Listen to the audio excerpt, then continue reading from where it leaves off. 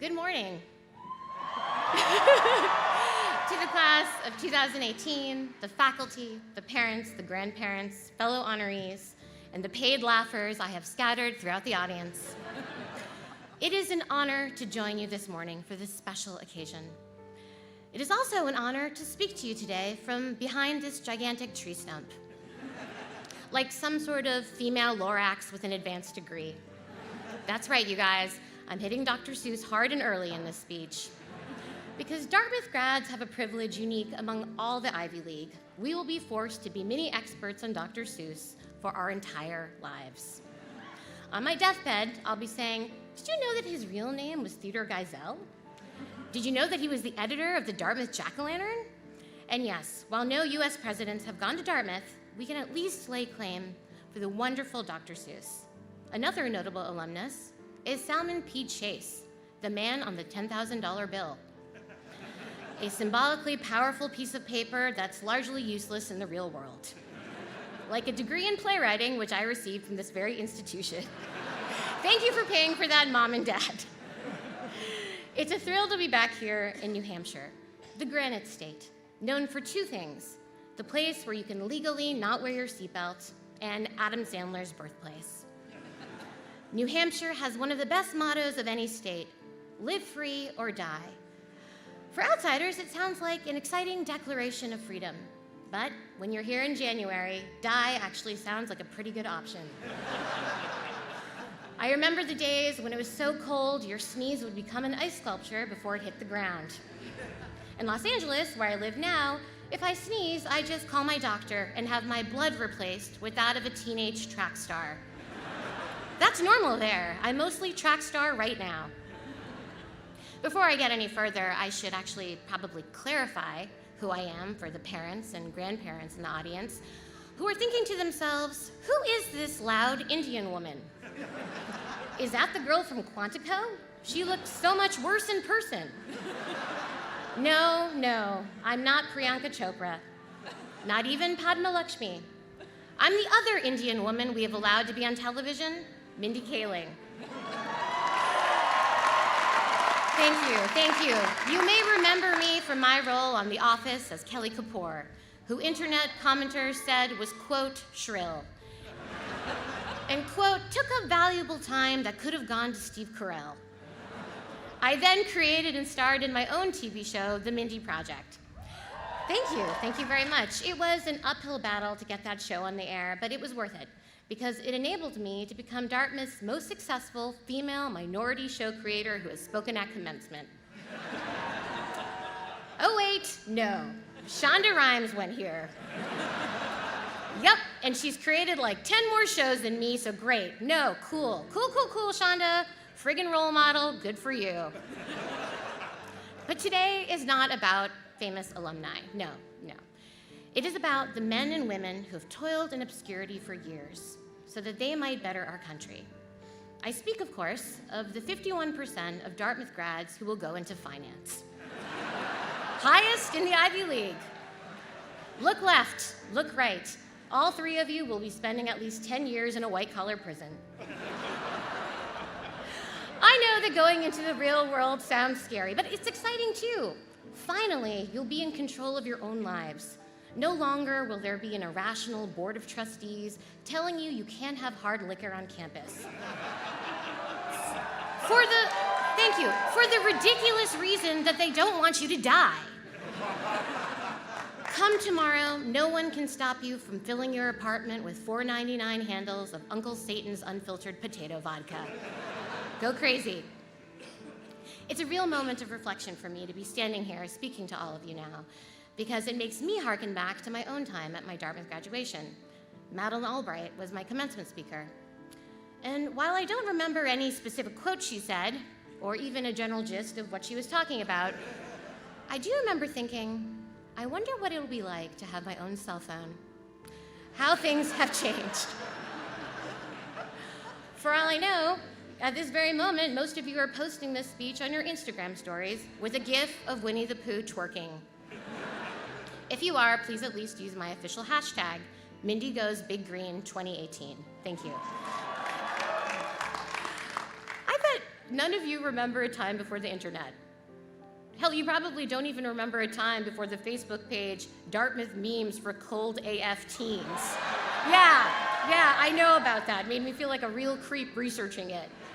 Hello, I'm a 38-year-old woman who wants to join your teen Facebook group. It's for research, I swear. Meanwhile, when I was in college, we didn't even have Google.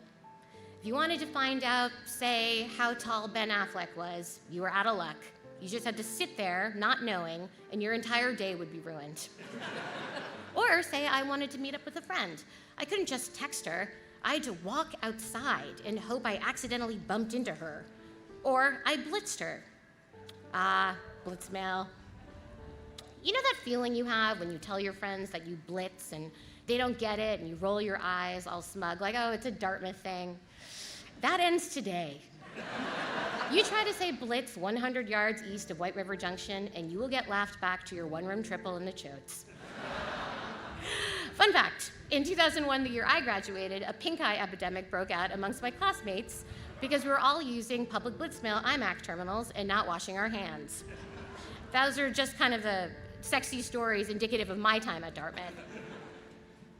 You have so many cool new things here now. Like, look at the new logo, the D-Pine. It's beautiful. It reminds me of what college-age Mindy thought a marijuana leaf might look like, but I was too scared to actually find out.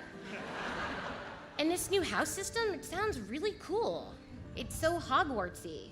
You know, you sort it into your little Gryffindors and Ravenclaws, except they're called South House, West House, Schoolhouse. Okay, come on guys, Schoolhouse, really?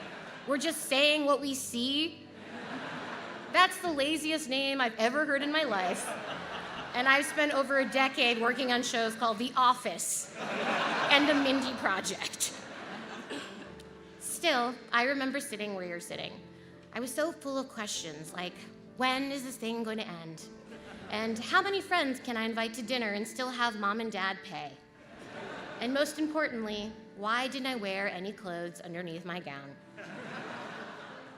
Now we're reaching the part of the speech where I'm supposed to tell you something uplifting, like follow your dreams. In general, advice isn't actually an effective way to change your life. If all it took to make your life great was hearing amazing advice, then everyone who watched TED Talks would be a millionaire. So don't trust any one story of how to become successful. As Madeleine Albright said at my commencement, see, I don't remember anything, and I did just fine. So here is some practical advice that you may or may not remember at the end of the speech because, hey, that's the gig.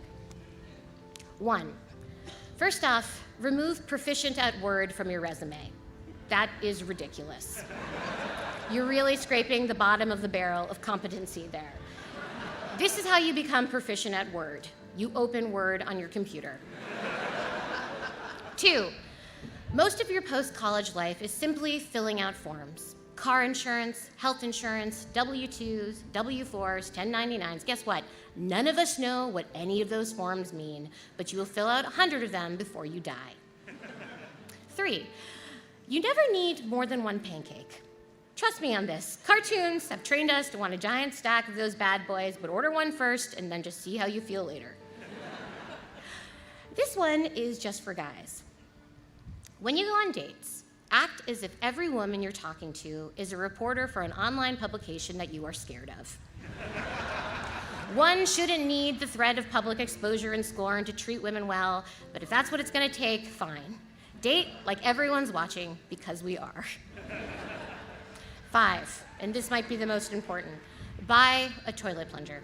Trust me on this, don't wait until you need a plunger to buy a plunger. Commencement is a time of transition for parents, too. That empty nest you were enjoying these past 4 years, gone as soon as the speech is over. I hope you like full-time lodgers who don't pay rent, don't do laundry, eat all the food in your fridge, and binge Family Guy on your sofa for weeks.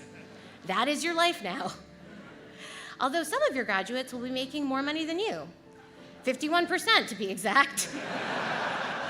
And to the parents of those investment bankers, consultants, and hedge fund analysts, congratulations. Your kids will be fabulously wealthy, but still somehow sharing your cell phone plan because it, quote, saves everybody money. Okay, now let's get real. Let me rip off the Band-Aid for all of you, the 18s. Next year, the next year of your life is going to be bad. You have been in the comfortable, fleece-lined womb of Mother Dartmouth for 4 years now, and you're gonna go out in the cold, hard world. Out there in the real world, there will be a target on your back. People will want to confirm their expectations of Ivy League graduates, that you're a jerk, that you're spoiled, that you use the word summer as a verb.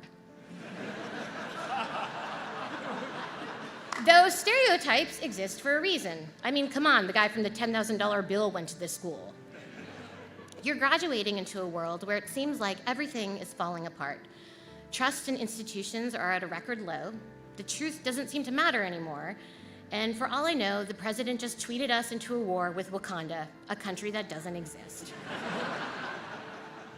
So, class of 2018, you are entering a world that we have toppled like a Jenga tower, and we are relying on you to rebuild it. But how can you do that with the knowledge that things are so unstable out there? I'll tell you my secret, the one thing that has kept me going through the years, my superpower: delusion. This is something I may share with our president, a fact that is both horrifying and interesting. 2 years in, I think we can pretty safely say that he's not getting carved onto Mount Rushmore, but damn if that is not a testament to how far you can get by just by believing that you are the smartest, most successful person in the world. Okay? My point is, you have to have insane confidence in yourself, even if it's not real. You need to be your own cheerleader now, because there isn't a room full of people waiting with pom-poms to tell you, you did it. We've been waiting all this time for you to succeed. So I'm giving you permission to root for yourself. And while you're at it, root for those around you too. It took me a long time to realize that success isn't a zero-sum game, which leads me to the next part of my remarks. I thought I might take a second to speak to the ladies in the audience. Guys, take a break. You don't have to pay attention during this part. Maybe spend the next 30 seconds thinking about all the extra money you'll make in your life for doing the same job as a woman. Pretty sweet. Hey girls, we need to do a better job of supporting each other. I know that I am guilty of it too. We live in a world where it seems like there's only room for one of us at the table. So when another woman shows up, we think, oh my God, she's gonna take the one woman spot. That was supposed to be mine. But that's just what certain people want us to do. Wouldn't it be better if we worked together to dismantle a system that makes us feel like there's limited room for us? Because when women work together, we can accomplish anything. Even stealing the world's most expensive diamond necklace from the Met Gala, like in Ocean's 8, a movie starring me, which opens in theaters June 8th. And to that end, women, don't be ashamed to toot your own horn like I just did. Okay, guys, you can listen again. You didn't miss much. Just remember to see Ocean's 8, now playing in theaters nationwide. Ocean's 8, every con has its pros. And now I wanted to share a little bit about me, Mindy Kaling, the Dartmouth student. When I came to Hanover in the fall of 1997, I was, as many of you were, driven, bright, ambitious, and really, really into the Black Eyed Peas. I arrived here as a 17-year-old, took the lay of the land, and immediately began making a checklist of everything I wanted to accomplish. I told myself that by the time I graduated in 2001, I would have checked them all off. And here is my freshman fall checklist. Be on Hanover crew, be on lodge crew, be in an a cappella group, be in an improv troupe, write a play that's performed at the Bentley, and do a cartoon for the D, and try to be in a cool senior society. And guess what? I completed that checklist. But before you think, wait, why is this woman just bragging about her accomplishments from 17 years ago? Keep listening. Then I graduated, and I made a new checklist for my 20s. Get married by 27, have kids at 30, win an Oscar, be the star of my own TV show, host the MTV Music Awards. This was 2001, guys, it made more sense then. And do it all while being a size 2. Well, spoiler alert, I've only done one of those things, and I'm not sure I will ever do the others. And that is a really scary feeling, knowing how far that I've strayed from the person that I was hoping to be when I was 21. I will tell you a personal story. After my daughter was born in December, I remember bringing her home and being in my house with her for the first time and thinking, According to movies and TV, this is traditionally the time when my mother and spouse are supposed to be here sharing this experience with me. And I looked around, and I had neither. And for a moment, it was kind of scary, like, can I do this by myself? But then, that feeling went away, because the reality is, I'm not doing it by myself. I'm surrounded by family and friends who love and support me. And the joy I feel from being with my daughter, Catherine, eclipses anything from any crazy checklist. So I just want to tell you guys, don't be scared if you don't do things in the right order, or if you don't do some things at all. I didn't think I'd have a child before I got married, but hey, it turned out that way, and I wouldn't change a thing. I didn't think I'd have dessert before breakfast today, but hey, it turned out that way, and I wouldn't change a thing. So if I could impart any advice, it's this. If you have a checklist, good for you. Structured ambition can sometimes be motivating, but also feel free to let it go. Yes, my culminating advice for my speech is a song from the Disney animated movie Frozen. I've covered a lot of ground today. Not all of it was serious, but I wanted to leave you with this. I was not someone who should have the life I have now, and yet I do. I was sitting in the chair you are literally sitting in right now, and I just whispered, why not me? And I kept whispering it for 17 years. And here I am, someone that this school deemed worthy enough to speak to you at your commencement. Don't let anyone tell you that you can't do something, but especially not yourself. Go conquer the world. Just remember this, why not you? You made it this far. Thank you very much, and congratulations to the class of 2018.